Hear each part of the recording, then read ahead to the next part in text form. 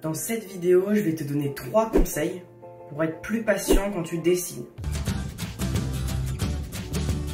Bonjour à tous, c'est Malo, bienvenue sur la chaîne Malo Droid, la chaîne qui aide les dessinateurs débutants à progresser en dessin manga pour faire des dessins comme ça. Avant de donner des conseils, je vais déjà d'abord t'expliquer pourquoi c'est important d'être patient quand tu dessines. Quand tu prends ton temps, t'es presque sûr, tu t'assures presque de réussir le dessin. Quand je rate un dessin, c'est presque tout le temps parce que je me suis impatienté. Quand vous regardez bien, toutes les erreurs de dessin, que ce soit des erreurs d'ancrage, de colo ou même de croquis, c'est parce que vous êtes impatienté, vous avez voulu faire cette partie à la va-vite. C'est pour cela que je vais vous donner maintenant 3 conseils pour être plus patient quand vous dessinez. Le premier conseil, c'est de mettre une musique de fond. Tout le monde aime écouter de la musique, non ? Écouter de la musique, ça peut aider à être plus patient parce qu'on va écouter, on va se laisser porter par le son de la musique et le temps va passer beaucoup plus rapidement.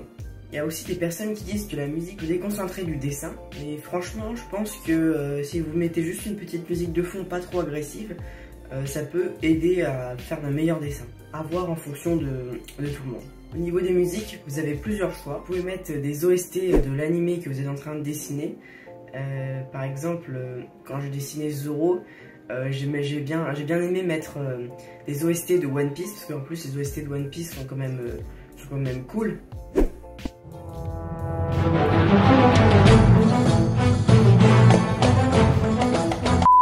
Et ça met un peu dans l'ambiance de l'anime, tout ça, j'aime bien. Vous pouvez mettre des openings d'anime aussi. Les openings d'anime, c'est vrai que ça...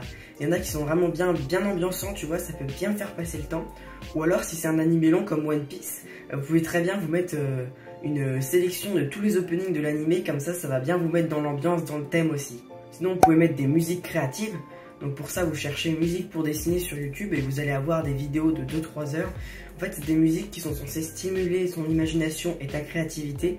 Il n'y a pas de paroles et ça dure pendant assez longtemps, donc c'est pratique. Ou des autres musiques, peu importe, rap, metal, rock, pop.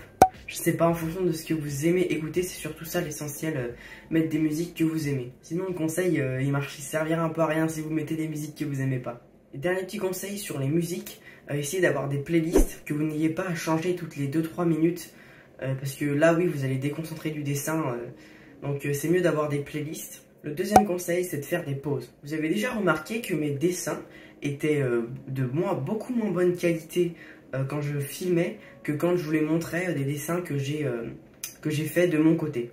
Par exemple, ça c'est un dessin que j'ai fait en vidéo, bon ça va, il est pas mal, mais ça c'est un dessin que j'ai fait tout seul, et vous voyez, je trouve qu'il y a quand même une différence de niveau. Pourquoi cela?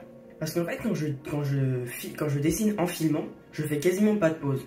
Je dessine d'une traite. Et ça, de mon expérience, c'est vraiment le meilleur moyen pour rater son dessin. Quand je dessine d'une traite, au bout de 40-50 minutes, voire 1 heure pour les fois où j'ai été le plus patient, bah, je m'impatiente. Et après, je bâcle un petit peu le dessin. Et comme presque tous mes dessins durent plus d'1 heure, bah, la fin est toujours un peu bâclée. Je sais pas si c'est votre cas aussi, vous vous impatientez au bout d'1 heure max. C'est peut-être parce que moi je suis impatient de base. Mais ce que je vous conseille, c'est de faire des pauses toutes les 30 minutes. Pour moi, des tranches de 30 minutes, c'est l'idéal. Peut-être que vous allez réajuster cette tranche de 30 minutes. Peut-être que ce sera 40 minutes, 50 minutes, 1 heure. Peut-être que ce sera seulement 10 minutes. Mais je sais que pour moi, des tranches de 30 minutes, c'est super bien. Donc si vous voulez quand même dessiner, vous pouvez sortir dehors 5 minutes, vous dégourdir les jambes, aller... parler avec vos amis, je sais pas trop, mais voilà, sortez un peu du dessin, tout ça, et puis après vous allez revenir en force et vous allez encore mieux dessiner peut-être qu'au début. Essayez de faire cette méthode un petit peu de tranchette de dessin et vous allez voir que vos dessins seront tout de suite beaucoup plus soignés. Le troisième conseil, c'est de vous appliquer du début à la fin. Ce conseil est un peu moins direct que les 2 premiers, mais je pense que vous allez comprendre. Quand votre dessin vous plaît, vous allez avoir envie de plus vous appliquer encore. Et quand votre dessin ne vous plaît pas, vous allez vous dire foutu pour foutu, je bâcle tout. C'est pour ça qu'il faut s'appliquer du début à la fin. Mais maintenant, que faire si votre dessin est raté malgré tous vos efforts et que du coup vous n'avez pas envie de vous appliquer? Alors pour moi, il y a 2 solutions à ce problème. La première solution, c'est que vous arrêtez de dessiner. Donc ça pour moi, c'est la mauvaise solution parce que vous allez gâcher un potentiel dessin.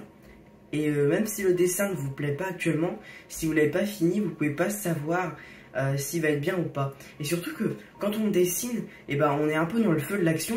Et et on est un peu trop exigeant avec nous-mêmes, alors que quand on regarde le dessin de 3 mois plus tard, on va se dire ah ouais en fait le dessin était pas mal et vous aurez dû continuer. Puis après, au bout de 2-3 mois, moi j'ai jamais eu la motivation de refaire un dessin que j'avais commencé il y a 2-3 mois. Du coup la deuxième solution qui est la meilleure pour moi, c'est de continuer. Alors vous pouvez, si vous continuez, je vous donne 2 astuces pour continuer malgré que votre dessin ne vous plaise pas actuellement. Déjà vous pouvez essayer d'améliorer les erreurs.